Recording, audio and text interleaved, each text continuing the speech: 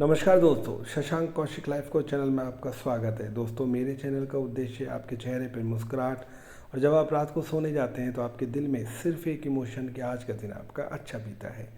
मैं महात्मा बुद्ध की कहानी आपको इसीलिए सुनाता हूँ ताकि हम ऐसे ही अपने पूरे जीवन को चला सकें। आपकी और मेरी यात्रा ये चलती रहेगी।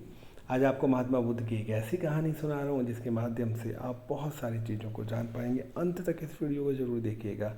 इसके बाद शायद आप अपनी ज़िंदगी में बड़े हल्केपन के साथ रह सकें। छोटी कहानियाँ हैं लेकिन भाव बड़े गंभीर हैं। अंत में अगर आपको वीडियो अच्छा लगे तो इसे लाइक करें, सब्सक्राइब करें, साथ ही बेल आइकन का बटन दबाएं और दूसरे लोगों में शेयर भी करें। मेरे दोस्तों, शुरुआत करते हैं। एक बार एक व्यक्ति जो बड़ा परेशान था, उसे लगता था कि उसका जन्म ही यूँ ही हुआ है, उसके जीवन में कुछ भी नहीं है। वो कर्म करता है लेकिन कभी भी उसको उसका अच्छा फल नहीं मिलता है। उसी नगर में रहने वाले एक वृद्ध व्यक्ति ने कहा कि तुम्हारी परेशानियाँ बहुत ज़्यादा हैं, असंतुष्ट हो तुम्हारी परेशानियाँ सिर्फ महात्मा बुद्ध ही समाप्त कर सकते हैं। तुम उनके पास जाओ, वो बहुत दूर एक नदी के किनारे के पास है, तुम्हें वहाँ जाना चाहिए। उस व्यक्ति ने उस वृद्ध व्यक्ति से रास्ता पूछकर आगे जाने का निश्चय किया। चलते चलते चलते जब संध्या होने आई तो वो एक मैदानी इलाके में पहुंचा। वहाँ पर वो एक घर देखता है। जैसे ही वो घर का दरवाज़ा खटखटाता है, वहाँ पर एक युवक और युवती निकल कर आते हैं।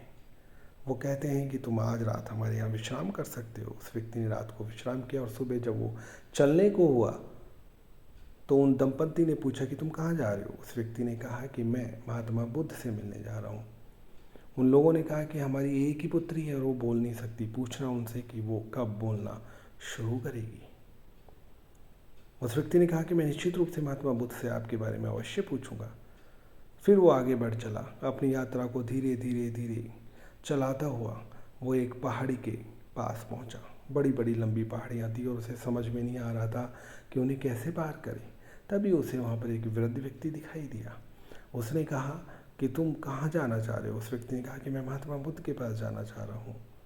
वृद्ध व्यक्ति ने कहा कि मेरे पास एक जादू की झाड़ू है, मैं तुम्हें उस पर बिठाकर इन पहाड़ों के पार ले जाऊंगा, अन्यथा तुम्हें बहुत दिन लग जाएंगे और तुम रास्ता भी भटक सकते हो। और उस वृद्ध व्यक्ति ने उसे नदी के किनारे छोड़ दिया। साथ ही कहा कि अगर महात्मा बुद्ध से मिलो तो मेरे बारे में पूछना कि मैंने सारी शिक्षाओं का पालन किया है, अच्छे कर्म किए हैं, मेरी स्वर्ग जाने की इच्छा है लेकिन मैं स्वर्ग नहीं जा पा रहा हूँ। उस व्यक्ति ने कहा कि मैं तुम्हारे बारे में अवश्य पूछूंगा। थोड़ी दूर जाने पे जब वो नदी के किनारे किनारे चलने लगा लेकिन उसे अंत नहीं दिखाई दिया और वो सोचने लगा मैं कैसे पार करूँगा। तभी उसे एक कछुआ दिखाई दिया। कछुए ने कहा कि तुम्हें मैं नदी पार करा दूंगा। उसने उसे नदी पार करा दी। उस कछुए ने कहा कि क्या तुम मुझे बताओगे तुम कहाँ जा रहे हो। उस व्यक्ति ने कहा कि मैं महात्मा बुद्ध के पास जा रहा हूँ। कछुए ने कहा कि उनसे पूछना कि मैं जितना छोटा था उतना ही हूँ, मैं विशाल रूप कब धारण करूँगा। उस व्यक्ति ने कहा मैं अवश्य पूछूंगा। थोड़े समय के पश्चात वो महात्मा बुद्ध के पास चला गया। एक ऐसे व्यक्ति जो शांत थे, निर्विकार थे, आसपास शांति ही शांति थी। ऐसा लग रहा था मानो मन में अब आनंद भर गया है। ऐसा ही उस व्यक्ति के साथ हुआ, वो उनके चरणों में गिर गया। महात्मा बुद्ध ने कहा कि तुम क्या पूछना चाहते हो। उस व्यक्ति ने कहा कि मैं अपने बारे में कुछ पूछना चाहता हूँ। बुद्ध ने कहा तुम सिर्फ 3 प्रश्न पूछ सकते हो। उस व्यक्ति ने सोचा कि 3 प्रश्न तो मैं दूसरों के लेकर आया हूँ, लेकिन अंततः उसने सोचा कि उनके प्रश्न पूछना बड़ा ज़रूरी है क्योंकि मैंने उनसे वादा किया है।